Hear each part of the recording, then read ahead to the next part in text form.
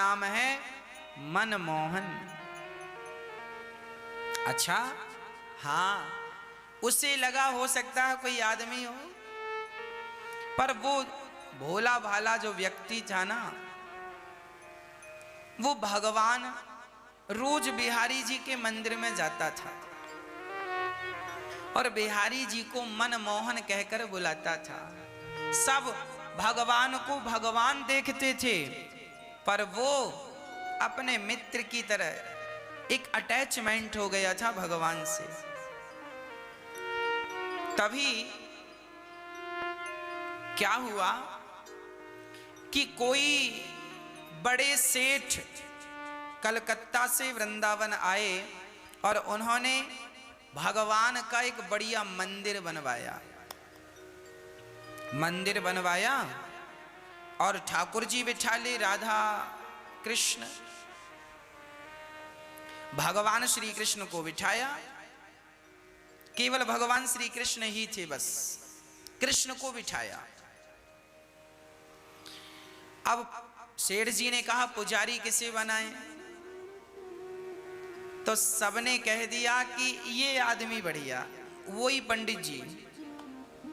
सेठ जी ने कहा पंडित जी ये रहे भगवान के श्रृंगार, सोना है चांदी है, और ठाकुर जी को पहनाओ और खूब बढ़िया भोग लगाओ, और आप भी मंदिर में रहो और बढ़िया आनंद से भोग लगाकर खाओ।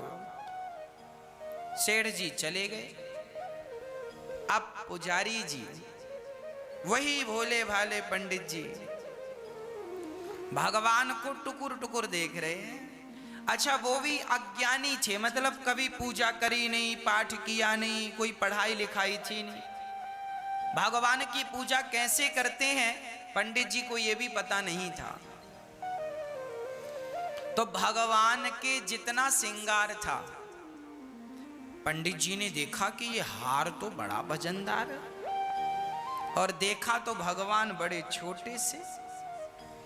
उसको लगा, उसने कहा मनमोहन ये हार बड़ा वजनदार है, तुम गले में टांगोगे क्या होगा, थक जाओगे खड़े खड़े। एक काम करता हूं, मेरी पत्नी को दे देता हूं, वो कभी कभी पहना करेगी, बाकी उतार के रख दिया करेगी, जब आपको मन हो आप पहन लिया करो।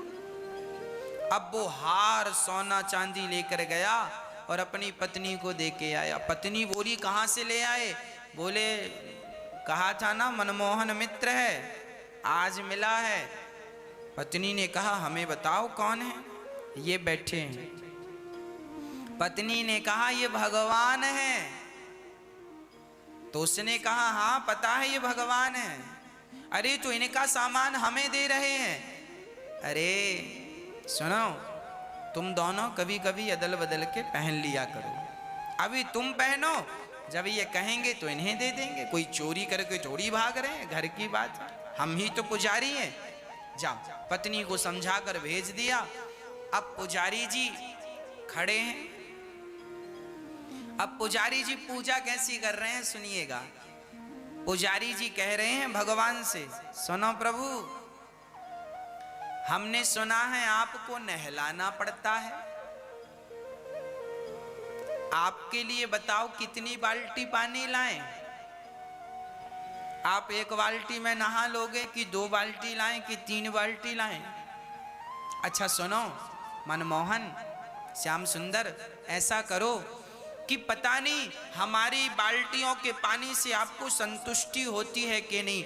एक काम करो, पास में यमुना जी बह रही है, जाकर मन से नहा लो, जितनी देर नहाना उतना नहाओ, जितनी बाल्टियों से नहाना नहाओ, कोई पाबंदी नहीं, जाओ। अब वो आंख बंद करके बैठ गया और यही भाव रच रहा है कि मेरे मनमोहन, मेरे श्याम सुंदर जाकर बढ़िया यमुना में डुबकी लगा रहे हैं। देखो ये मानसिक पूजा है। पुजारी जी भगवान के लिए भाव बना रहे हैं कि ठाकुर जी मेरे श्याम सुंदर स्नान कर रहे हैं। 1 घंटे बाद आंख खोला पंडित, देखो 1 घंटे, वो मूर्ख आदमी था, अनपढ़ था, कोई जानता नहीं था, पर देखो ध्यान कितना बढ़िया करता था। आंख 1 घंटे बाद आंख खोली और कहा अच्छा आ गए। अच्छा अब सुनो, आपको गर्मी नहीं लग रही है? देखो कितना गर्म मौसम है, गर्मी है, और ये आपके कपड़े इतने वजन। अच्छा उसको कपड़े पहनाना आता ही नहीं था, तो उसने कहा आपको कपड़े क्या पहनाना, गर्मी है बढ़िया हवा लो। तो ऐसे ही खड़े हैं भगवान, निर्वस्त्र खड़े हैं, और वो कह रहा है ये वजनदार है कपड़े, ये पहनोगे बहुत गर्मी लगेगी। हम पहने हैं, उसने भी अपना कुर्ता उर्ता उतार दिया, देखो हम ही नहीं पहने, हमें गर्मी लग रही हो, तुम्हें गर्मी नहीं लगेगी, तुम भी ऐसी रहो हमारी तरह। कमर में कपड़ा लपेट दिया, बोले इतना ही ठीक है। अच्छा थोड़ी देर बाद बोला सुनो, हमने सुना है कि आपको भोग भी लगाना पड़ता है। अच्छा बताओ क्या खाओगे आप? भगवान से बात कर रहा है, कह रहा क्या खाओगे? उसने कहा सुनो, हमने सुना है कि तुमने छोटे में बहुत सारा मक्खन चुरा चुरा के खाया था, तो सुनो आज हम बनाएंगे तो दाल चावल सब्जी रोटी बनाएंगे, 4-5 प्रकार का आपको मिलेगा। एक काम करो आप जाओ, और ये जो भक्त लोग हैं जिनके घर में बना है ताजा ताजा, सबके घर जा जाकर थोड़ा थोड़ा सबके यहाँ खाना, तो ज्यादा घरों में जाके खाओगे तो ज्यादा प्रकार का स्वाद मिलेगा, ज्यादा व्यंजन मिलेंगे। हाँ हम बैठे हैं आप जाओ। वो बैठा ही है, फिर आंख बंद कर लिया। अब वो भाव बना रहा कि भगवान गए और फलाने के घर कढ़ी बनी तो कढ़ी चावल खा रहे हैं श्याम सुंदर, तो किसी के घर में राजमा चावल बना तो ठाकुर जी राजमा चावल खा रहे हैं, तो किसी के घर में दाल चावल है तो ठाकुर जी दाल चावल खा रहे हैं, तो किसी के घर में बढ़िया देसी घी की पूड़ियाँ निकल रही हैं और भगवान पूड़ियों का स्वाद ले रहे हैं, किसी के घर दही बढ़िया दही ताजा ताजा दही, ठाकुर जी किसी के घर दही पी रहे, किसी के घर मक्खन, वो ऐसा भाव बना रहा है। और थोड़ी देर बाद जब भगवान खा गए, खा लिए, उसने आंख खोली, उसने कहा प्रभु भोजन हो गया? हाँ अब एक काम करो, अब आपने खा लिया है, अब थोड़ा हम भी खाया है, आप जब तक विश्राम करो हम आ रहे हैं। गया पत्नी के पास, खाया पिया मौज से, और पंडित जी दूसरे दिन जागे 10 बजे, 10 बजे जागे। तो किसी ने कहा क्यों, भगवान तो 4 बजे जाग जाते हैं, और तुम 10 बजे तुम ही सो रहे हो, भगवान को कब जगाओगे? उसने कहा तुम्हें पता नहीं है, भगवान रात को रास रचाते हैं गोपियों के साथ, लेट सोते हैं और सवेरे 4 बजे जगा के क्या करना, सोने दो। 10 बजे गया नहा धोकर भगवान के पास, प्रभु हम जल्दी इसलिए नहीं आए क्योंकि आप रास रचाने में लेट हो जाते हो, और लेट होते हो ना तो आपकी नींद भी लेट, हम जल्दी से जगा कर आपको क्या करना, अपना ही सब कुछ है, क्या कहीं जाना थोड़ी है, कोई हमारी नौकरी चाकरी थोड़ी है कि समय से ऑफिस में जाना है। आप तो भगवान हो, आपको कोई ऑफिस में थोड़ी जाना है कि टाइम से जाना है, आप तो आनंद से सोया करो, हम आपको 10 बजे जगाएंगे, आप लेट हो जाते हैं सोने में रात को। अब आया फिर वही हाल, नहाना है तो यमुना जी नहा आओ, कपड़े पहनना नहीं है क्योंकि गर्मी चल रही है, कपड़े पहनाए ना, और भगवान को ऐसे ही खड़ा करा रहे। 4-6 महीने बीत गए ऐसी करते करते, रोज कहे जाओ खा के आ जाओ किसी के घर भी, और अपना जाए सो खाया है। पंडित जी ऐसे। कुछ दिन बाद सेठ जी आए, देखें तो भगवान की सेवा कैसी चल रही, आए तो भगवान नंगे खड़े। सेठ जी ने देखा हे भगवान, और जो भगवान के हार वार दिए थे वो पंडितानी पहन के घूम रही है।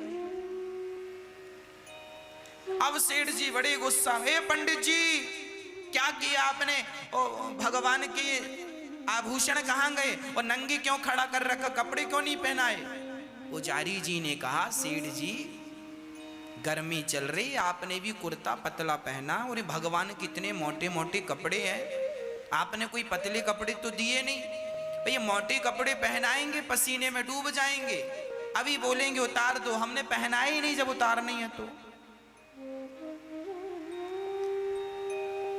गांव वालों ने कहा भैया ये पंडित जी 10 बजे भगवान को उठाते हैं। सेठ जी ने कहा पुजारी जी अपना बोरिया बिस्तर बांधो, जाओ, हमें सेवा नहीं, तुमसे नहीं आती सेवा करने। एक बढ़िया विद्वान ब्राह्मण लाए, और विद्वान ब्राह्मण ने और वेद उच्चारण करने वाले पंडित जी आए, और पंडित जी ने सेठ जी ने कहा आपको पूजा करनी है। अब दूसरे वाले पंडित जी आए, और दूसरे वाले पंडित जी ने सवेरे 4 बजे मंगला आरती की, भगवान को उठाया, नहलाया, दूध दही घी शक्कर शहद से, और बढ़िया कपड़े पहनाए, आरती उतारी, श्रृंगार किया, खूब मौज की। रात हुई, पहली रात को सेठ जी ने सपने में भगवान आए, और सेठ जी से बोले सेठ जी वो पुराने वाले पुजारी लाओ, ये नए वाले पुजारी नींद ही पूरी नहीं हो पाती हमारी, बढ़िया खिलाते भी नहीं है, बढ़िया नहलाते भी नहीं है। तो सेठ जी ने सपने में ही कह दिया प्रभु वो तो आपकी कोई सेवा नहीं करता था। भगवान बोले वही सेवा करता था, वो भी स्वतंत्र था, मैं भी स्वतंत्र था, जितना मन करता था खाता था, जहां मन करता जाता था। इन्होंने तो बांध के रखा, सवेरे 4 बजे जागो, और वो कहता था कि रास रचाए हो थोड़ा आराम कर लो, वो मेरी फिक्र करता, ये सवेरे 4 बजे आ जाते, घंटी हिलाते। अब सेठ जी को लगा जब भगवान कोई मंजूर है, सवेरे पंडित जी को बुलाया, नए पंडित जी को हाथ जोड़कर कहा पंडित जी आप जाओ, वो पुराने पंडित जी करेंगे पूजा। पुराने पंडित जी को बुलाया, उनको सेवा सौंपी, बोले आप सेवा करना, भगवान अब तुम्हारी सेवा के आदी हो गए हैं और हम सेवा भेजते रहेंगे जो बनेगा। सेठ जी चले गए, और अब वो पुजारी फिर भगवान से बात करने लगे, कल कैसे नहाए। वो इतना भोला था ना कि उसे पता ही नहीं कि भगवान की सेवा कैसी होती है, भगवान की पूजा कैसे होती है। एकदम मन बिल्कुल साफ शुद्ध निर्मल मन जन सो मोहि पावा, मोहि कपट छल छिद्र न भावा। इसलिए मैं आपसे कहा करता हूं कि आप भी सारा काम किया करो, पर काम करते हुए आप भाव यही बनाया करो कि आप अपने भगवान को, भगवान जी यमुना जी में स्नान कर रहे हैं हमारे श्याम सुंदर, और हम टुकुर टुकुर देख रहे हैं, भगवान जी डुबकी लगा रहे हैं, भगवान जी का हम दर्शन कर रहे हैं, भगवान जी खा रहे हैं हम देख रहे हैं, हम भी खिला रहे हैं। करना कुछ नहीं है, पर एक भाव बनाना है, एक इमेजन करना है, ईश्वर का चिंतन करना है। आप अपने घर पे ही रहकर सारा काम करते हुए भगवान का ऐसे चिंतन करते रहिए। जो ऐसे चिंतन करते हैं इसे कहते हैं मानसिक पूजा। ये मानसिक पूजा की विधा है। वो पंडित जी भगवान की सेवा करते और भगवान उनकी सेवा से बड़े प्रसन्न रहते। अब तो भगवान पुजारी जी से बात करने लग गए।